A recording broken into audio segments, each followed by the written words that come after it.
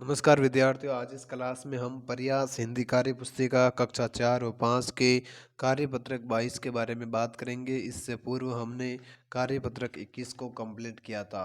चलेगा, हम कार्यपत्रक 22 की ओर चलते हैं। कार्यपत्रक 22 में पहला प्रश्न क्या दे रखा है? कार्यपत्रक 22 में पहला प्रश्न दे रखा है कि नीचे दिए गए शब्दों पर अनुचार और अनुनासिक लगाइए। ये जो एक बिंदी आपको नजर आ रही है बिंदु, इसे कहते हैं अनुस्वार, और ये जो चंद्र बिंदु है इसे कहते हैं अनुनासिक।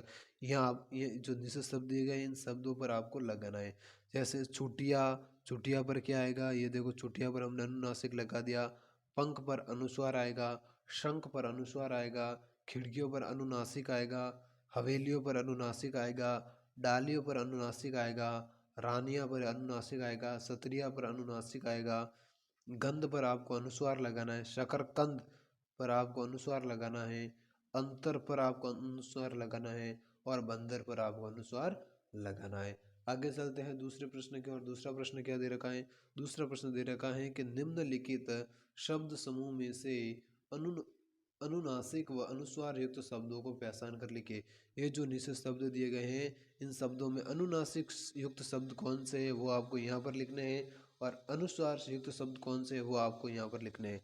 तो शब्द जैसे बांसुरी हो जाएगा, पहला शब्द बांसुरी, यहाँ पाव, मांगना, सांदी, ये कौन से अनुनासिक युक्त शब्द है। और अनुस्वार युक्त शब्द कौन से हैं? मुंडन, पंखा, कंगन, रंग, संबंध।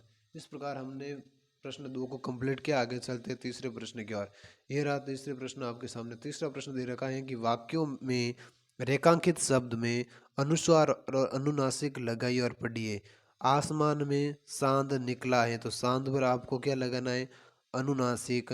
दूसरा वाक्य है गुलाब में कलियां, तो कलियों पर आपको अनुनासिक लगाना है। तीसरा वाक्य ऊंट, ऊंट पर आपको अनुनासिक लगाना है। कि पीठ पर ऊंची, तो ऊंची पर आपको अनुनासिक लगाना है।